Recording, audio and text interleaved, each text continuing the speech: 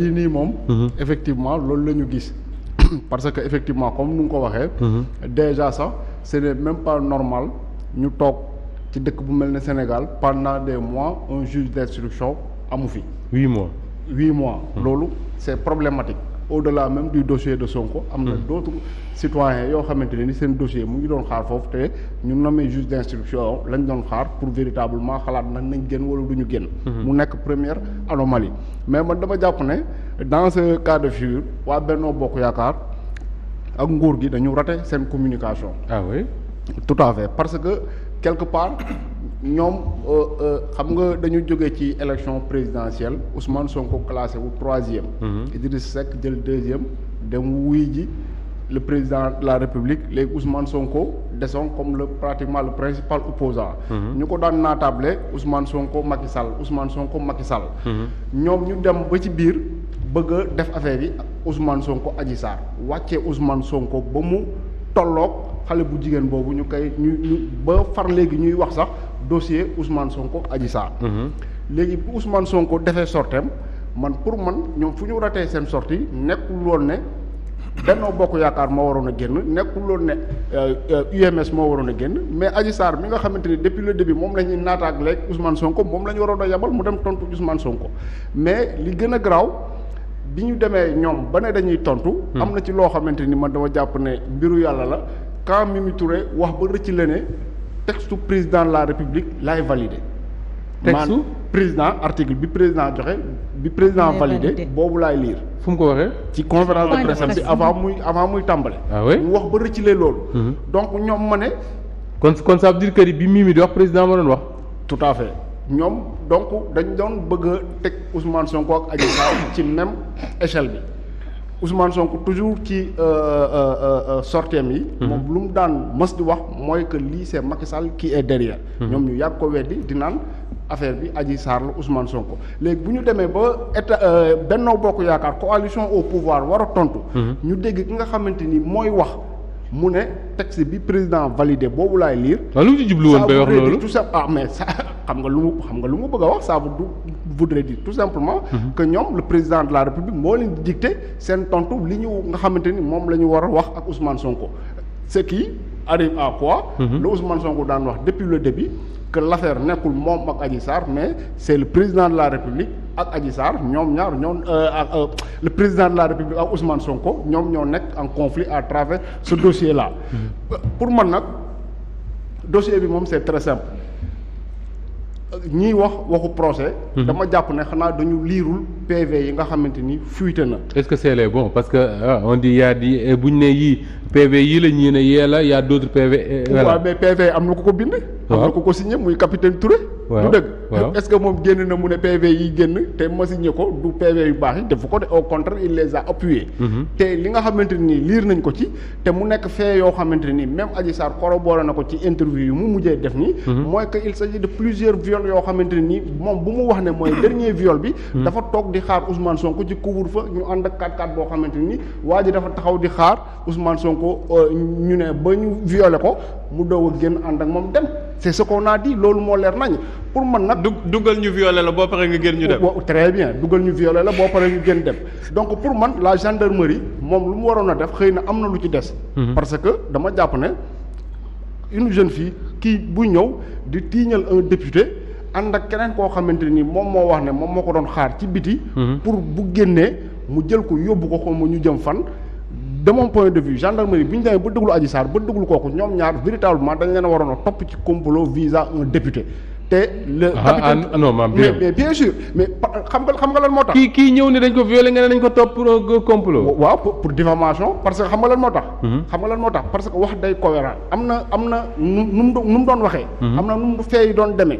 beaucoup de Sénégalais n'auraient pas à douter de ça. mais tey bu ñu toogee ba même les organisations féminines yi nga xamante ni elles sont censées prendre la défense de Adji Sarr ñuy moytu. du dara lu dul parce que dañu gis ne la fille lu mu wax cohérence amu ci.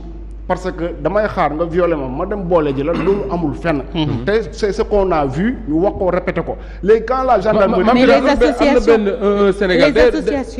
mais les associations féminines est-ce que également ñoom ragaluñu ñu menacer leen violenter leen parce qu'on a vu que képp ko wax ci dossier bi y a les gars de Sonko qui sont derrière lu nekk di nga ko dégg. non je ne crois pas y a des dossiers yoo xamante ni Pam Ndiaye mi ngi dégg lu ne ñu ngi koy saaga ak ñu ngi koy menacer ñu ngi koy wax leen rek la violence yi ñaar côté yëpp la. moom dina jël wàllam sax bàyyi ko rek.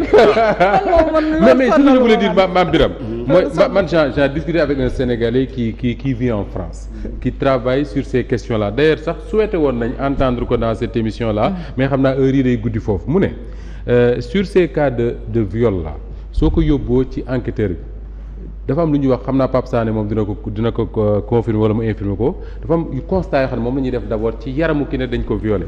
Est-ce que yëreem xotteeku na est-ce que dagg nañ soutien wam est-ce que je m'excuse de le dire pour ñuy seetaan est-ce que dagg nañ silibam yu demee noonu parce que on considère ki ñuy violer dafa sol yëreem nga forcer ko dindi ay yëreem violer ko beneen bi mu ne ki ko violer bu fekkee ne kan laa gën a yëpp fii sax bu fekkee ne Samba Ndiaye la mi ci mbedd mi dañuy fexe ba moom ñu xool yaramam ba xam gàjjuñu ko ba xam amul ay kii yu demee noonu mu ne li ko jaaxal moom ci suñu enquête bii ne ci Sénégal gii ñu nekk ñun mooy question yooyu yëpp nga xam ne bu doon tubaab bi loolu lañ njëkk a lijjanti amul ci li ñuy waxtaane mais lu gën a garaaw sax mooy certificat médical bi nga xamante ne nii normalement war na attester que ne viol am na mais qu'est-ce qu'on a vu bi loolu génnee tamit ça a montré que contraire bi nga xam ne li femme bi di wax contraire bi lañ ci gis maanaam amul défloraison récente donc xam nga Moustapha man li ma jàpp mooy que ce dossier là caaxaan la du début à la fin parce que mais mënatul nekk caaxaan yaay non mais si caaxaan la caaxaan yu rëy la te Ousmane Sonko pour man il a tardé même à dire que ne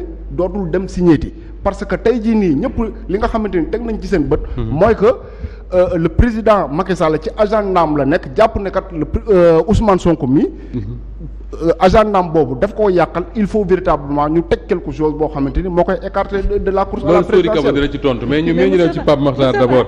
oui allez-y. avant ngay ñëw Pape Makhtar li nga en fait dama doon bëgg wax li nga doon rapporter léegi. c'est pas parce que viol moom ñu ngi koy xoolee bu fekkee arraché nañu sa petite culotte ou bien arraché nañu ou bien am na ay griffes. mën na nekk une relation non consentie loolu tamit viol la. une relation non consentie également viol la. mais au-devant de la loi aussi. jigéen boo xam ne bëggul ñu yegg ci kawam. waaw est-ce que mën nañ yegg ci kawam te amul au moins. débattement amul débattement jàppante waaw. mais bu fekkee kookoo ko ëpp doole nag tamit. da nga xam ne mën na téye ay loxo bu yemoon nag. on verra avec les enquêtes. Pape Makhtar est-ce que tey jii li ñuy wax enfin. ñu ngi koy wax man ak Ramatoulaye di reetaan mais c'est des choses extrêmement graves dont on parle est-ce que depuis mars 2021 ba léegi li nga dégg yëpp ñu rapporté ko sur des faits jóge ci yenn témoignages yi muy Adji Sarr waxu Ousmane Sonko waxu Ndeye Khady Ndiaye waxu PV et tout est-ce que jàpp nga ne tey jii y a des comment est-ce qu'on dit Pape des faits matériels yoo xam ne mën na asseoir la thèse d'un viol. surtout pour enquête bi waa ji tijji le juge d'instruction. sans pour autant faire l'enquête à sa place Moussa balaa may tontu sa question boobu rek boo ko mayee ma poser DG ñaari question rek. moo tontoo ma continuer. allez-y dama ko bëgg laaj rek ndegam état du Sénégal dafa faible beneen bi ndegam justice Sénégal dafa faible ñaari question rek laa ko bëgg laaj. mais yooyu réponse yooyu yor nga ko. yow ci sa bopp. mais tontu très bien que l'État est loin d'être faible. La justice encore moins. Donc c'est des choses graves, des institutions solides. C'est des choses graves. Nous tous. kenn sañul wax loolu.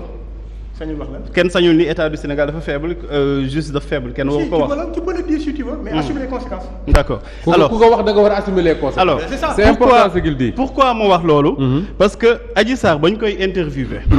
dafa ni Dieu est mon seul espoir je crois pas en la justice de mon pays car celle-ci et l'État craignent Sonko.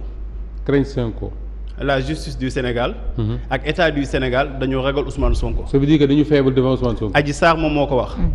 La justice est faible devant Ousmane Sonko un individu quelconque comme ñeneen ñi. L'état du Sénégal est faible devant Sonko. ba état du Sénégal daf koo ragal justice daf koo ragal Moustapha ba ngay dégg UMS di def seen conférence de presse. est-ce que dégg nga ñu wax ci Adji Sarr. waa ji neen dégluwu ko.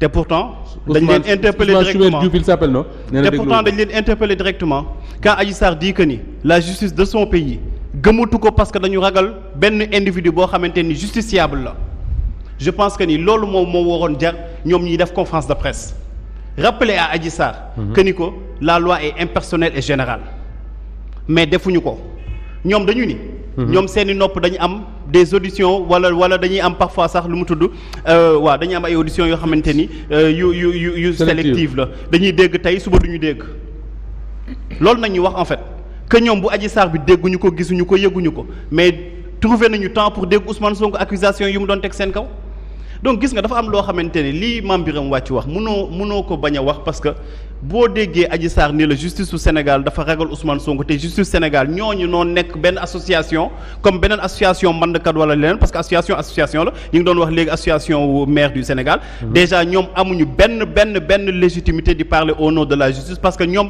représenté wuñu justice nee na ñoom duñu institution de la République. Absolument. Oui, le président de l'UMS l'a dit. Absolument. Donc loolu kenn du ko reproché ne dafa parler au nom de la justice. Il a dit nous ne sommes pas une institution de la République, nous sommes une association. xam nga le dire c'est une chose défendre les intérêts de nos membres. Voilà, de nos adhérents. mais loolu mooy malheur bi bu nekkee ku nekk dafay commencer di défendre ay intérêts membres am ba dootoo xoolati li nga xamante ne mooy yoon dafay doy waar parce que tey jii Moustapha c'est pas parce que journaliste bi moom mooy nekk au banc des accusés que nga da ngay naan que kii journaliste la du ma wax li nga xamante ne moom mooy dëgg kenn aussi bu doxalee noonu kon Sénégal après dëgg daf fii réer donc dafa am loo xamante ne vraiment bu ñu nekkee ci réew bu sérieux parce que aussi bu ñuy rendre justice dañuy naan au nom du peuple sénégalais bu ñuy rendre justice ci peuple sénégalais yi nañuy tudd seen tur donc tey bu nekkee ay enquête dañu war a situer responsabilité ay mort ba ministre bi nga xamante ne moom moo jiite woon forces armées Sidiki Kaba bu ma juumul moom la ba mu toogee jàkkaarloo journaliste yi dafa ne woon dañuy am commission mais moom moo ñu jox information commission alors man sama premier problème moo nekkoon lan lañu suñu cours ak tribunaux yi di servir bu nekkee am nañu police judiciaire bu nekkee am nañu gendarmerie bu nekkee am nañu ñeneen ak ñeneen ñoo xamante ni déjà ñi ngi exister ci li nga xamante ne mooy ci justice su Sénégal lan moo tax ñuy waxaat waxu commission alors que président Macky Sall diggoon nañu fi commission si jamono yi OFNAC ak jamono yi Cour des comptes ak jamono yi IGE donc pourquoi bu ay fait taxawee ay éléments yu probants yoo xamante ni war nañu mën a situer responsabilité ñu ñuy waxaat waxu commission ak mel ni existant bi déjà dafa am ay quelques faiblesses donc je pense que ni gis nga tey jii 14 personnes yooyu ñàkk seen bakkan dañu war a situer responsabilité parce que question de sécurité nationale la bu nekkee dafa am ci police bi wala ci gendarmerie ci force de l'ordre yi dafa am ñoo xamante ni dañuy reyee dañu leen war a identifier teg leen ñu hors d'état de nuire bu nekkee aussi dafa am ay citoyens sénégalais yoo xamante ni ay rebelle nañ leen tuddee wala ay ñoo xamante ni xam lu leen tuddee woon ay forces occultes dañu nekk ci citoyen ci biir Sénégal bii yore seen ay gànnaay ak seen ay fetal bu manifestation amee ñuy profité di ci tirer ay balles mais loolu dañu ko war a situer pour ñun suñu sécurité bopp même moom mi ak keneen ba ci président Macky Sall ak ay njabootam loolu yaakaar naa ni bu ñuy xool ci ordre des priorités parce que l'un n'exclut pas l'autre procédure bi nga xamante ni enclenché nañ ko ci dossier Adji Sarr bi mais exclurul nga mën a enclenché benn procédure bi nga xamante ni pour situer les responsabilités la parce que lii aussi 14 personnes nañuy wax du benn personne et malheureusement dans ce pays dañ koy faral di wax di ko répéter peut-être dafay choquer ñu bëri mais mooy réalité dafa am ay vies yu ñuy préserver ak ay morts yu ñuy banaliser bu ñu demee sa kër comme ni ñu ko defee woon ci Fallou Sène defoon ko ci Bassirou Faye defoon ko ci ñeneen ak ñeneen bu ñu demee sa kër joxe fa 2 millions pare nañ si dem seen yoon comme si 2 millions yooyu moom mooy compenser bi vir bi nga xamante dañ koo perte te pourtant fii lañ koy rappeler parce que ay faits la les faits sont têtus benn bateau bu doon waaj a chavirer président wak ñëpp fa nekkoon ñëpp dañoo daw dem gàttuñ ji bateau parce que dañu ni woon foofu dafa am na ay doomu kilifa ak ay doomu étranger ci biir réew mi ci biir bateau bi waaye léegi doomu étranger yooyu ak doomu kilifa yooyu newoon ci bateau dañoo gën ñi nga xamante dañoo ñàkk seen bakkan bërki dem la moo tax président wanewul boobu compassion si ñooñu la moo tax justice bi wanewul boobu sérénité donc je pense que ni gis nga dafa am loo xamante ni mënuñu nekk ci dëkk bi Moustapha di ko gis man waxuma sax yeneen événement yeeg yeneen coïncidence yi nga xamante ni mën nañu ni ay coïncidence trouble la parce que aussi mënuñu ni teg seen première pas mooy xale bu jigéen bi génn wax beneen pas bi parce que xam nañu xale bu jigéen bu waxee forcément Ousmane dina wax Sonko wax ñu wëlbatikuwaat ni dañuy commencé waat li nga xamante ne mooy ay procédure à quelques mois d'une élection législative mais dafay indi ay troubles yoo xamante ni yu doy waar la suñu xel. Très bien alors dinañ ñëw léegi ci li ñu tuddee comment ça s'appelle l'enquête bi nga war a tijji ci affaire meurtre yooyu mais Pape dafa am loo xam ne il faut ñu taxaw ci Toussaint Manga dafa wax sànq ba tudd un viol imaginaire Mame Birame Wathie wax ne ay caaxaan la mais le juge d'instruction moom du Toussaint Manga du Mame Birame Wathie il va mener une enquête boobu moo koy permettre mu asseoir une vérité ñenn ñi ne dañuy dem procès ñeneen ñi ne cette affaire là du dem procès mën naa am un non-lieu wala comment est-ce qu'on dit là classé sans suite est-ce que tey jii ci wàllu enquête ci cas yu demee nii